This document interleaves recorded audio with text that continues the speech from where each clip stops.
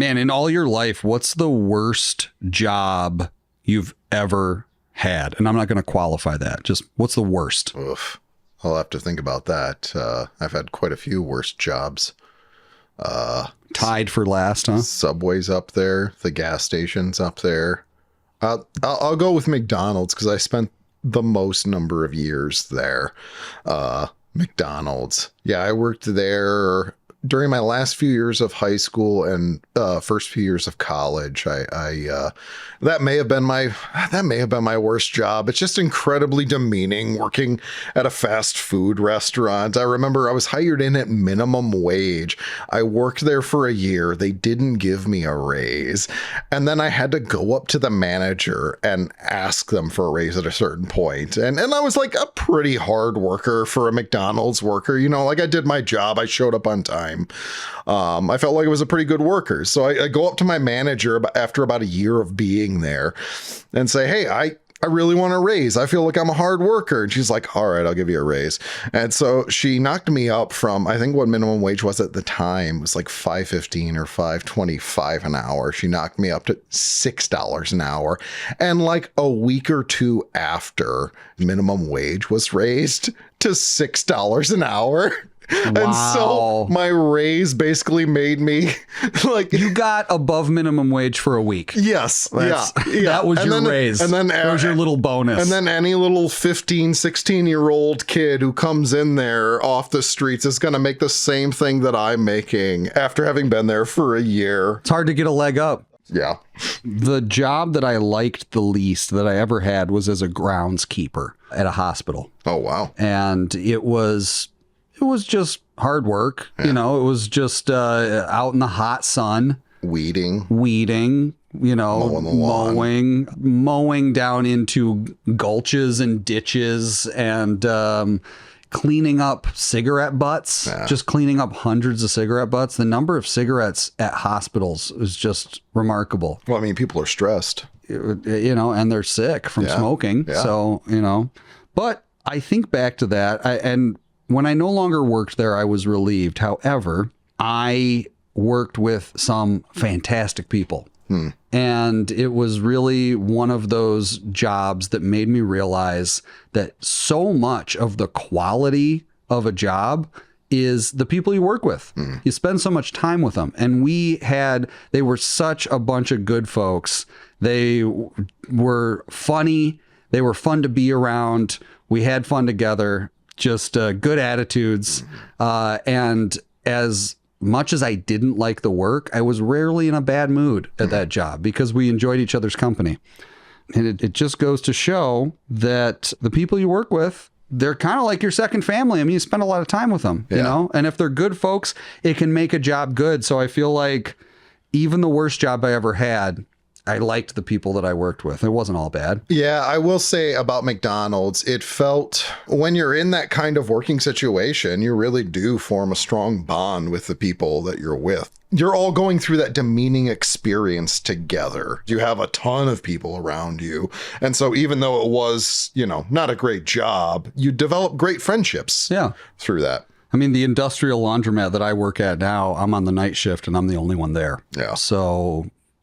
Oh, one funny story with McDonald's. I remember on lunch, I went to Taco Bell and I went and got like a couple cheesy gordita crunches and I brought them back to McDonald's and my manager saw me eating them out in the lobby. She came out, she said, "You can't eat Taco Bell here."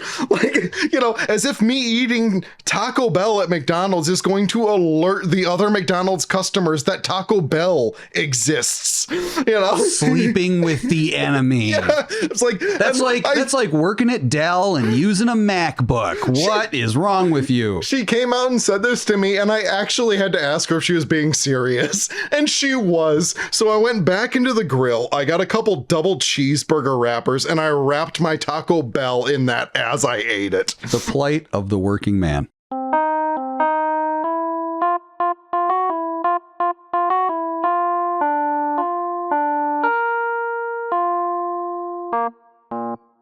Wow.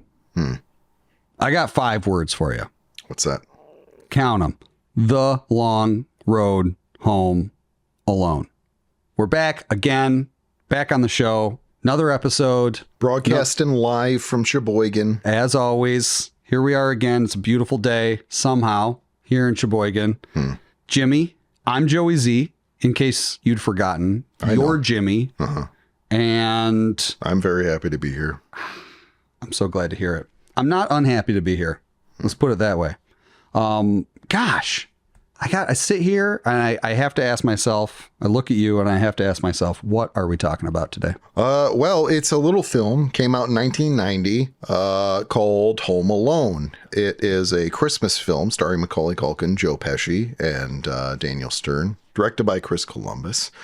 And you and I are particularly big fans of it in very different ways. It's a long road. Yeah. It's a long road. Yeah. How we got here. And I will say, under any normal circumstance, I love the McCallisters.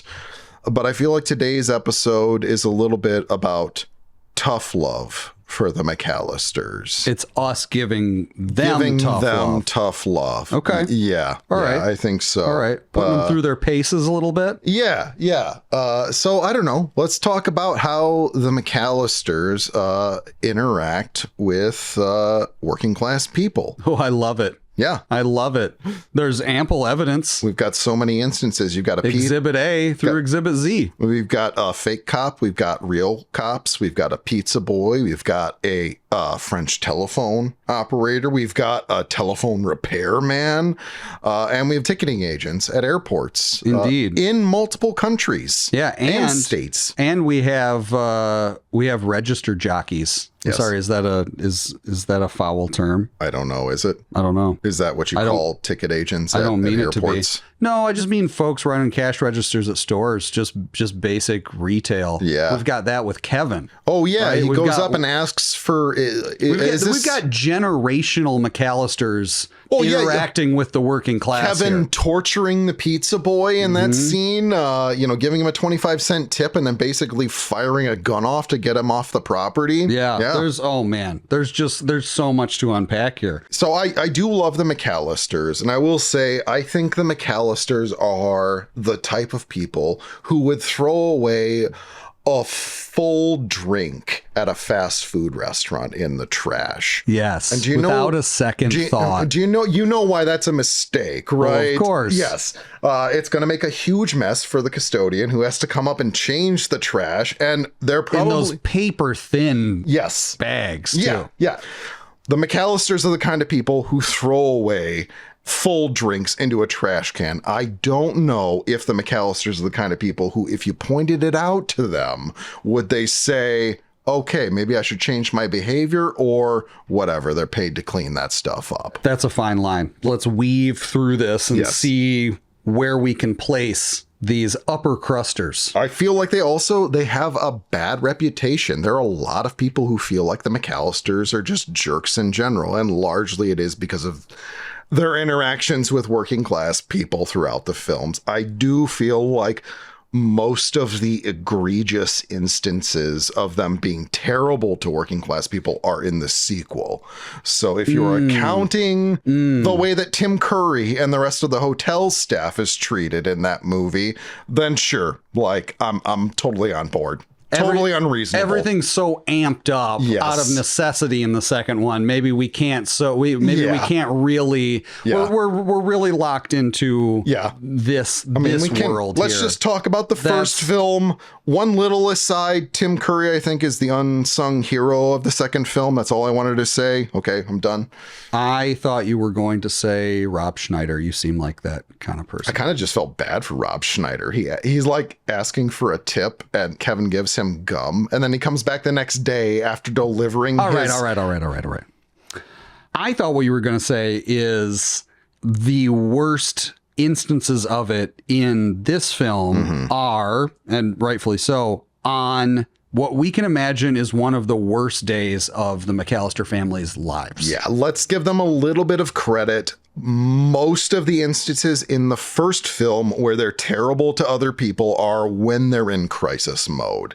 You do get some really crappy moments at the beginning of the film where it's like there's a police officer trying to get the attention of 15 various different people in this house, and all of them are just like, sorry, I'm not the one you're looking for. You know, like Heather shows up and she's like, are your parents? So I was like, sorry, my parents live in Paris. Obviously, Heather knows that they're looking for the people who own the house, and she's still just like, nope, going off to do my own stuff. Right. Being really privileged. Yes. Right off the bat. Yeah, they almost, I don't know, they treat them like I think most people treat homeless people or panhandlers. Like, just pretend they're not there. Don't pay any attention to them. Then they'll go away eventually. They'll leave us alone. Yeah, that's really, like, yeah, you've got a police officer and a pizza boy just standing in the doorway trying to get the attention. Literally here as to serve you. Yeah, particularly the pizza boy, okay? Like, he shows up with the pizza. As soon as he's through the door, someone comes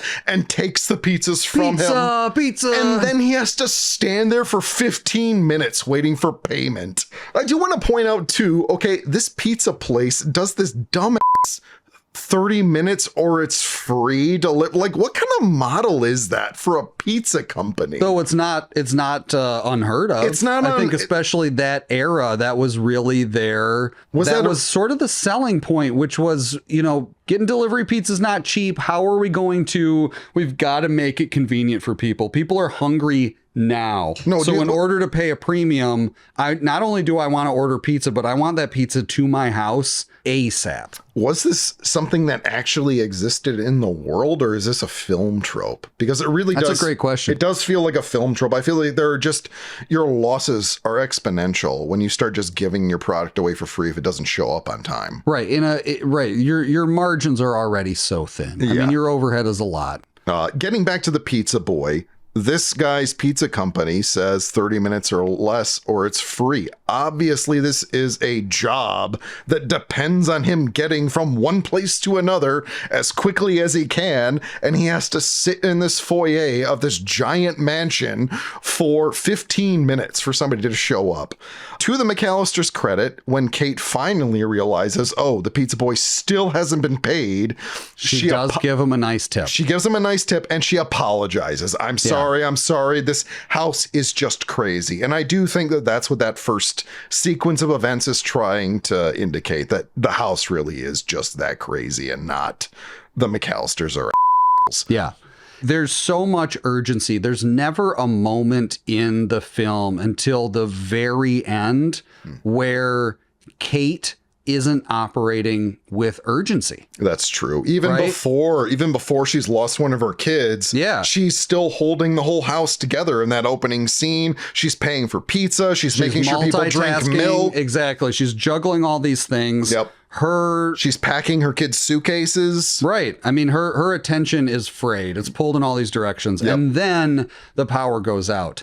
They sleep in, they oversleep, and then the next time we see Kate interacting with someone blue collar with the working class is the Ma Bell guy, right? And she really blows him off, but they're about to miss this international flight. Yeah, that is the greatest instance in the film where I'm like, it's okay that Kate tried to blow that guy off. They are in crisis mode trying to get to the airport. This guy's oblivious, right? Yeah, he doesn't know what they're trying to... It's going to take Ma Bell she couldn't care less if she can't, she's gonna care, but she doesn't know yet. And he's just trying to tell her like what's going on in the neighborhood. He's trying to be a friendly serviceman. And she's like, she really does try to like give him the attention he needs at the moment. But at a certain point, it's like, okay, thanks. Shut the door. Right. Yeah.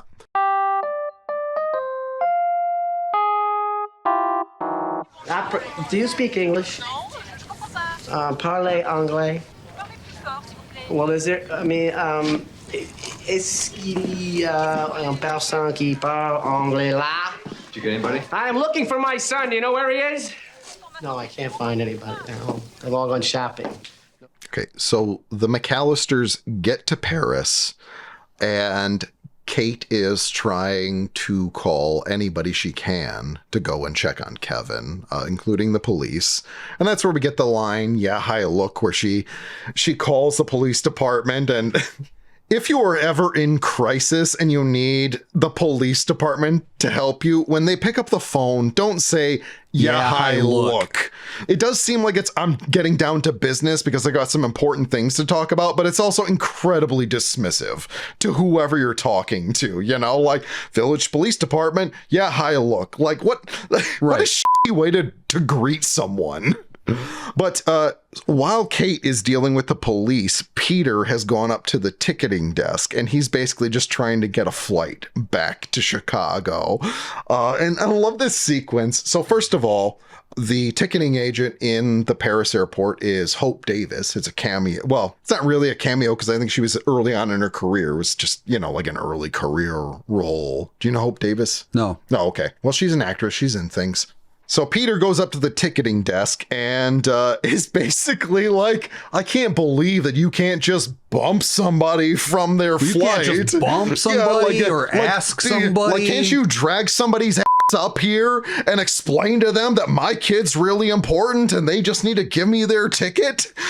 And I love that Hope Davis, she's just like, no, there's no way I could do that. I'm sorry. Just like staying completely reasonable, like, I don't know. I think she gets that these people are obviously, frantic about their kid, and she'll do what she can, but like, well, sometimes it's just simply the way that they put things, and that's how they're showing their hand. Because I think, again, we can all understand that they are in crisis mode, that anyone else in their position could understand. Can someone please help me here? I need to pull out all the stops. I need as much help as I can get. But what's most telling is the attitude that they have about it, the way that they phrase it, right? It's very entitled. The hi, look. It's very entitled, like, you should be giving me this because I'm an important person. Right. Well, it's like, obviously I'm going to throw as much money at this situation as it requires. I mean, I think that goes without saying.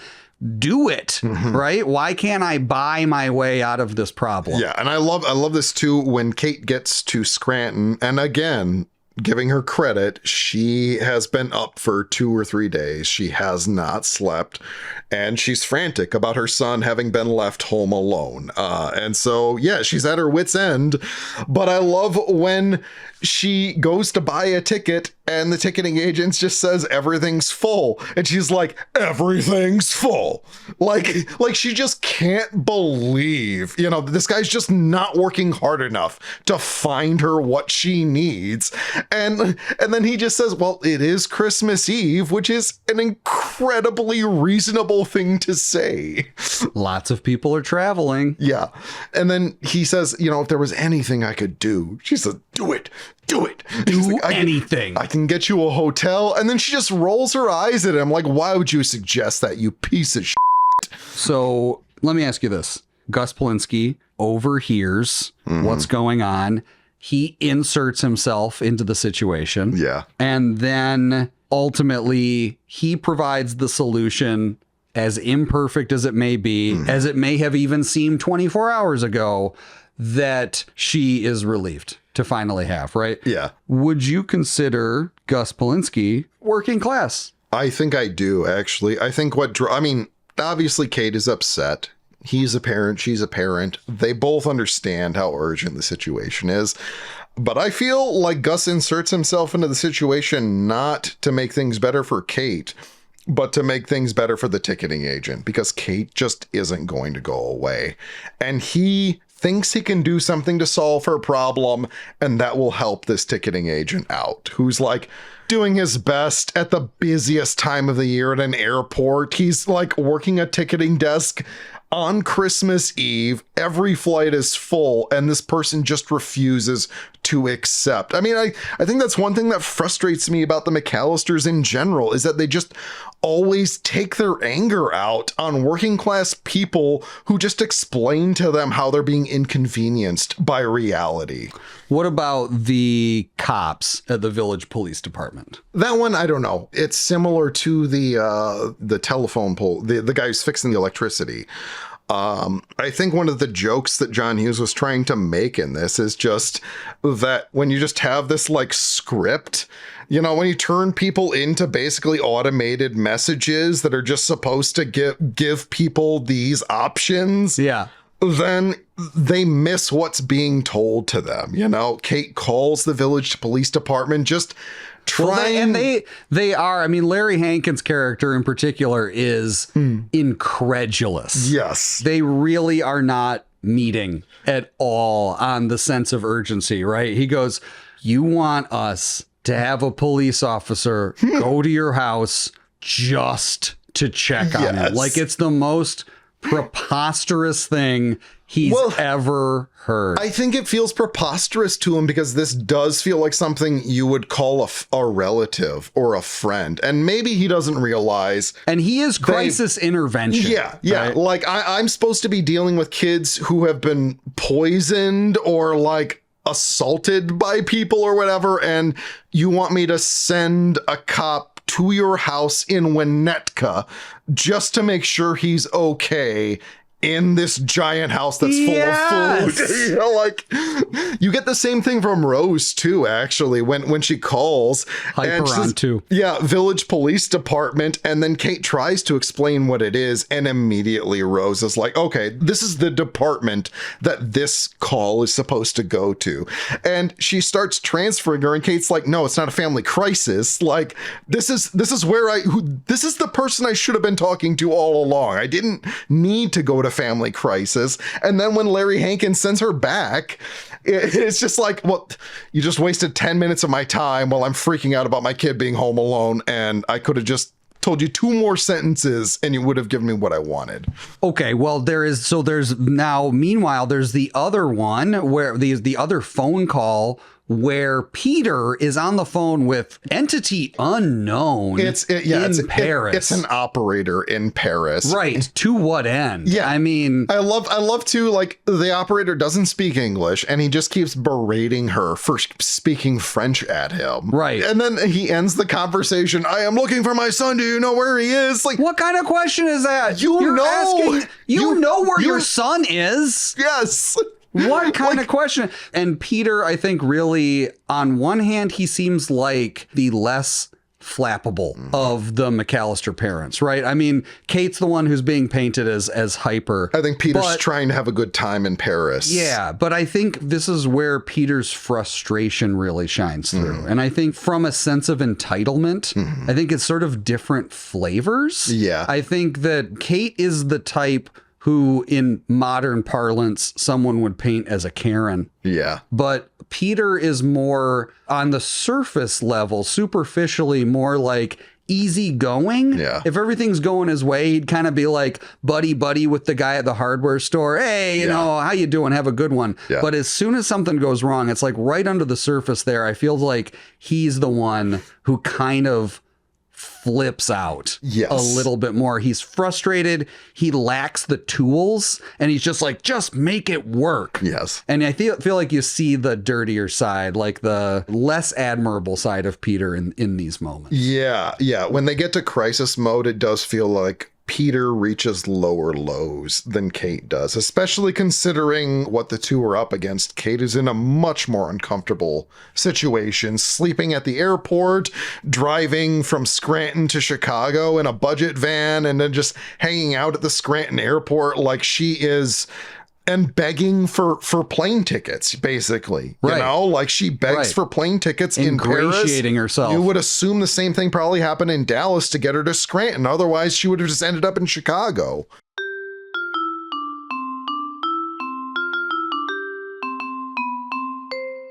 I feel like I have I feel like I'm very forgiving of folks, especially in customer facing blue collar and working class, like wage jobs, in the sense that when I encounter crabby people, you go to Walgreens or something, right? And the person who's checking you out barely makes eye contact, just mumbles at you. Yeah. I never blame that person. I'm very forgiving of that. And I don't take it personally because it's tough. Yeah. Like, everyone has bad days. Everyone's in bad moods. And like when your livelihood is no matter what's going on in my personal life, I've got to put on this vest and I've got to go and stand at this counter and deal with people who at best 50% are decent and don't have a bad attitude or don't treat you like crap. Yeah. When I encounter that person and they're in a rotten mood, I just have so long of a leash. More often than not, they're not in terrible moods either. I also amazingly, love remarkably, when you encounter people in those positions and they are just in terrific moods and they actually care that you're having a good time at this store that probably doesn't give a shit about them, you know, like I don't know. I find it encouraging. But I know I always try to be as nice as I can, you know, and never take anything personally because I have worked fast food jobs and it gets as insignificant as that like position may seem from the outside. When you're in it, it is really important that you do things well, and it stresses you out when you're just being overworked. Well, and you know, it's hard to get a leg up when you're working a wage job. And so even if the work itself can feel unimportant or meaningless, you doing a good job is incredibly important. Yeah. Because it's the difference between it's a matter of your livelihood. Yeah. Right. Yeah. So, I mean, I feel like far fewer of us understand the McCallisters, right? Most of us understand the plight of the working man. And I feel like that's why the everyman is such a potent trope. Yes. For a protagonist. Yeah. There are so many movies where our protagonist is blue collar and then thrust into extraordinary circumstances. Well, two great examples of genre fiction are Alien and Star Wars. Alien, you've got space truckers, basically. Star Wars, you've got space truckers and moisture farmers. Right. And then they are just these people who feel like they're at the whim of fate.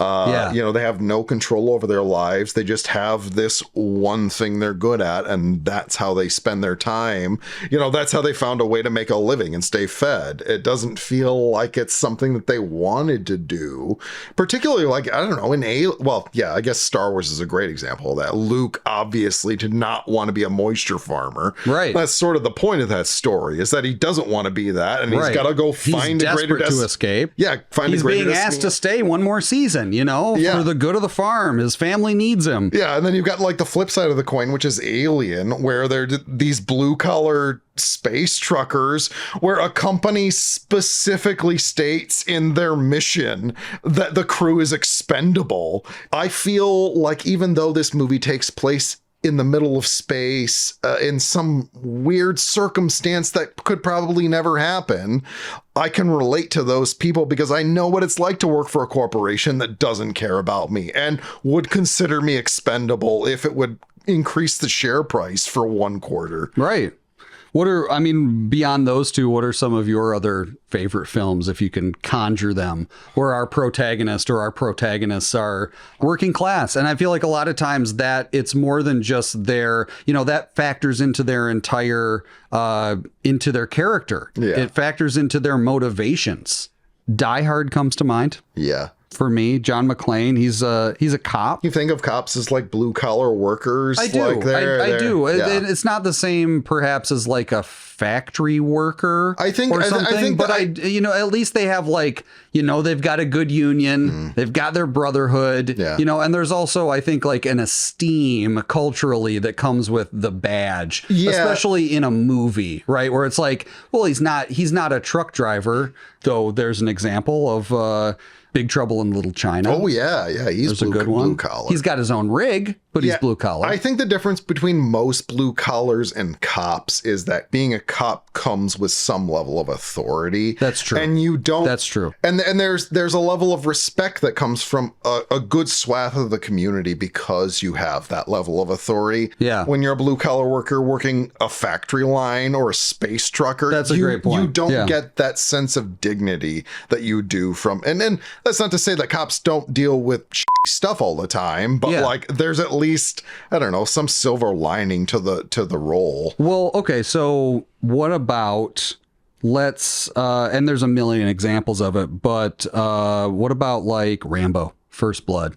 right? He's a veteran. Well, yeah, just soldiers in general. Soldiers. Do you think, I usually feel like soldiers, particularly draftees, are pulled from pretty underprivileged communities. And it does feel like those films are often about working class people who, you know, just didn't have, I mean, they're also very young people too, because you're pulling 18, 19, 20-year-olds and they haven't had time to establish their career yet. Right. But there's this irony, right? There's this like superficial esteem that comes with having served, but then simultaneously it's like being chewed up and spit out and then just sort of like being cast aside in society. It feels like it has that blue collar vibe to it.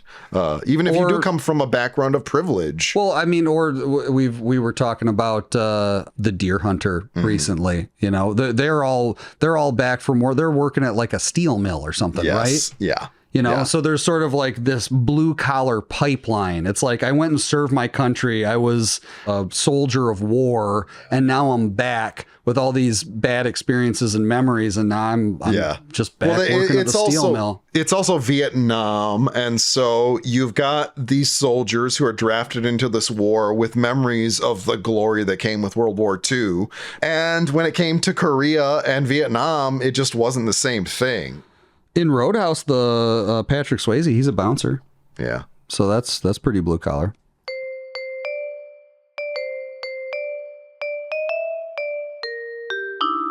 Are your parents here? My parents live in Paris, sorry. Hi. Hi. Are your parents home? Yeah? Do they live here? No. No. Why should they?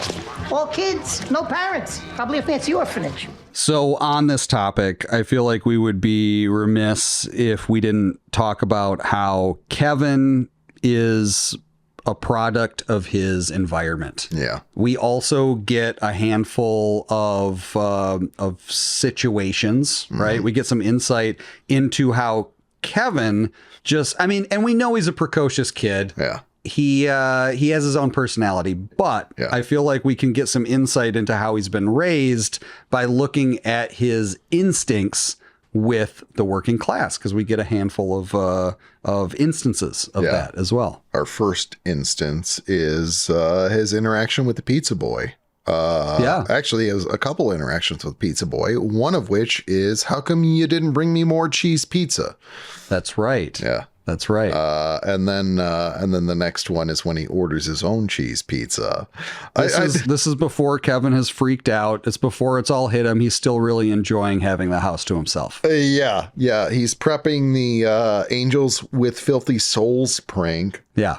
On the pizza boy. I don't know. This sequence in particular always frustrates me. He's got like this sign out front that says go around. Like, why does the pizza boy have to go to the back door? Why is that necessary to make him run around the snow? But he does it.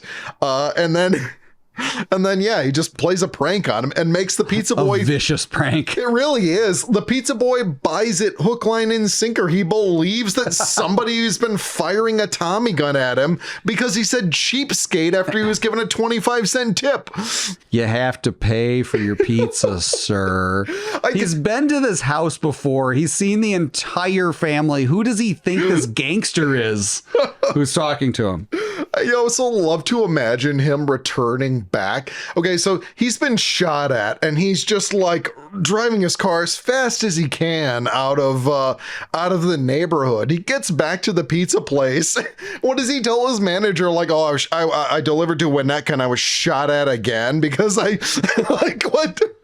Yeah. We got another one for you. Do you think we should even call it in? I mean, is there a danger here? It's like, no, if you just look like shit and Winnetka for too long, somebody's going to shoot at you. So this is Kevin on his home turf. Yes. Now we have Kevin out in the world where he's out shopping. He has to make a couple of shopping trips. Mm-hmm. So the pharmacy. So this one for me is an example. He's not rude, but it's an example of someone, a child, right? He's unnecessarily insistent. Yeah, he's let's say he's requiring a lot of a working person. Yes. Right? The packaging doesn't say that this is approved by the American Dental Association. can you please find out? Yeah. Like, if it were approved by the American Dental Association, it would say on the packaging, these pharmacy technicians aren't trained to have better information than that. This is the real sense of entitlement. Yes. I feel like. Can you please find out? Yeah, the way he says, can you please find out? And then she calls her manager over and he has no idea either. Because why would he? How many products do they sell at this pharmacy? What does the ADA even do? Right. What does Kevin know about it, by the way? And why does he care? This feels a little like an instance of him just trying to be an adult. Like, I need to make it seem like I belong here. So I've got to go up to the counter and ask if the ADA approved of this. And then I'll convince them that I'm old enough to be here on my own. I think maybe that's where it comes from. It could be. It could be Kevin's precociousness. Mm-hmm. He's just trying to make someone have a shitty day. I don't know. Do you think that Kevin and Mitch Murphy play that Angels with Filthy Souls prank on the pizza boy after the film? Like, do you think that's something they reuse on future pizza boys? Like, Mitch, you gotta come over and check this out. Yeah, I bet he does. I bet, like, Kevin goes, he steals some more of Buzz's firecrackers, orders pizza over at Mitch Murphy's house, and then plays the same gag on somebody who shows up who hasn't, already had it done to them. Okay, and then finally he's at the grocery store, right? His milk, eggs, and fabric softener. And this one, the woman who's checking him out is asking him a lot of questions. Yeah. She's sort of shining a light on it. So he's a little more defensive in this one. But what do you think? I mean, what do you think of that? Yeah, this one doesn't feel so much like the pharmacy or the pizza boy. It doesn't feel like the typical McCallister just dealing with working class people in a flippant way. It feels very much like he is anxious about shopping for groceries because he knows he probably shouldn't be doing this on his own, but he needs to, he needs to eat. He needs to wash his clothes or whatever. He needs to make eggs, I guess. Yeah. What is he doing with those eggs, I wonder? I don't know. I think the cashier is just concerned and I don't know, maybe a little more nosy than is necessary. She doesn't need to be asking. She's a little nosy. Yeah. I've seen kids buy groceries at even 10-year-old kids. I've seen them go and buy their own. I was like just at a liquor store today and 10-year-olds came in there buying candy on their own. Like, kids can buying brandy on their own. Yeah. Peach schnapps. Right. Kid stuff. Mix it with Sprite or whatever. Yeah, that instance where Kevin says, because you're a stranger, that feels a lot less like, I don't know, privilege, talking down to the less privileged, and more like, listen, lady, you've asked me a lot of questions. Maybe you should just mind your own business at this point, okay? Right. Obviously, I can buy my own things. I have cash. Why are you making such a big deal about this? Now, here's one more. Would you say that Santa is blue collar? I do think Santa is blue collar, but he's posing as not blue collar. Kevin does not believe he's a blue collar worker. Valid point. And when he gets into his, crappy Toyota, then, yeah, of course he's, not doing great, but Kevin doesn't find that out. Right. No, Kevin's always talking up to Santa as if he's this, sort of, I don't know, holy figure of Christmas or something. Yeah. Yeah. I worked with a kid who was like Kevin once. I worked with the son of this company. He owned the company that I worked for. And one day I was trying to explain layaway to him, and he just could not understand the concept of like knowing what you want to buy. Oh, this is good. And then just paying it down gradually until you finally bought it and then taking it home after that. He's like, why wouldn't you just buy it? He couldn't understand that somebody might not have enough money to buy an Xbox 360 right then, and the idea is to put it away and then, slowly chip at it over time. I mean, granted, over the years, layaway has been done away with and replaced with credit cards instead, right, which are far less responsible. Right. But I love this idea of him, like, having come from an environment where he just never had to worry about money. And the idea of somebody needing to save up to buy something that they wanted was completely foreign to him. Do you think Rocky was blue collar?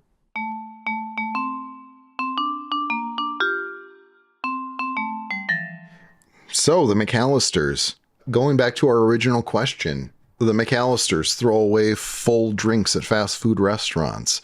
You point out to them, you've just made a custodian have a bad day.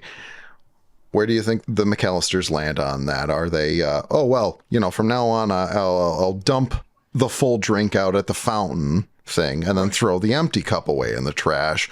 Or are the McCallisters the kind of people who say they're paid to do that, so why should I be bothered? Right.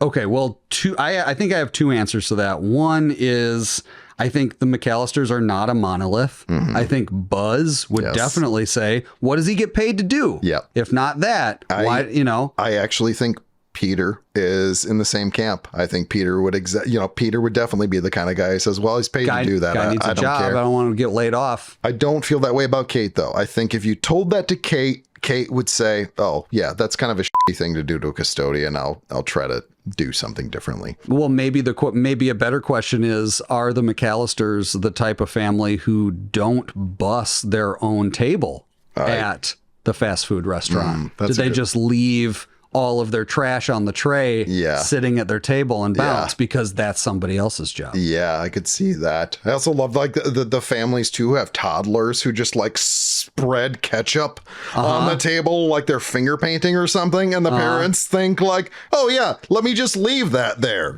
like they're paid to clean that. What? This is why we go out to eat. Yeah. So like, I don't have to do it. I don't want them finger painting on my own counters and my own dining room tables with ketchup and mustard. Let them do it at McDonald's. I think that you said about Kate, I think I agree. I think that the McCallisters feel like a family on the cusp. I think that they are. We know that they're privileged.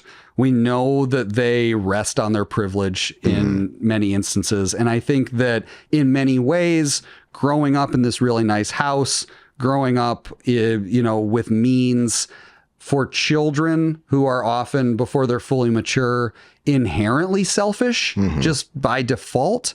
I think that we see a lot of that in the McCallister kids, but I could also see Kate being the parent who's going, hey, throw that away before we leave. Yes. Make sure you toss it in the trash. Yeah. And I don't know if that's from a real place of altruism or a place of caring, but I do think at the very least, Kate cares about saving face, and she doesn't want to look like a jerk. Yeah. And so I think that even if it's going through the motions, the social motions, I think that Kate probably on her better days isn't as insufferable as she seems. Or as Peter probably is. And I think Peter probably a little more on the Buzz spectrum. Yeah.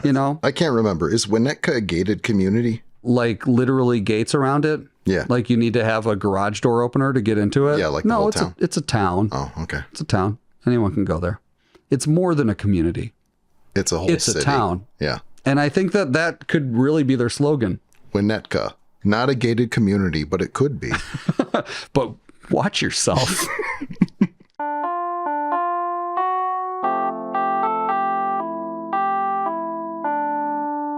Broadcast live from our studio in Sheboygan, Wisconsin, The Long Road Home Alone is hosted by Jimmy Dantes and Joey Z, and produced by Pat Muldoon.